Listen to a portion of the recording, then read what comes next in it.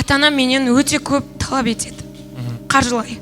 Просто так неге балалары болғаным үшін жақсы көрмейді. А сен балаларысың ба оның? Точно? Баласы. Точно баласың ба? Қызы. Ой, қой.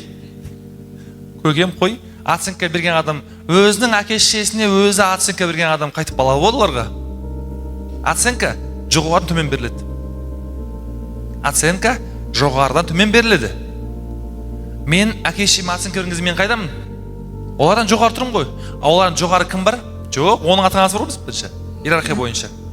Получается, я вместо бабушки. Поэтому они считают подсознательно, что ты мама их. И сен ақша сұрайды, ақша берші деп ше.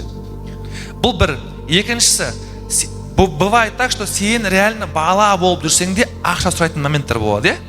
Вы думаете, это плохо? Сен наоборот Құдайға жүгіріп барып айтып көресің ғой, мә, Құдай саған рахмет, Алла разы болсын.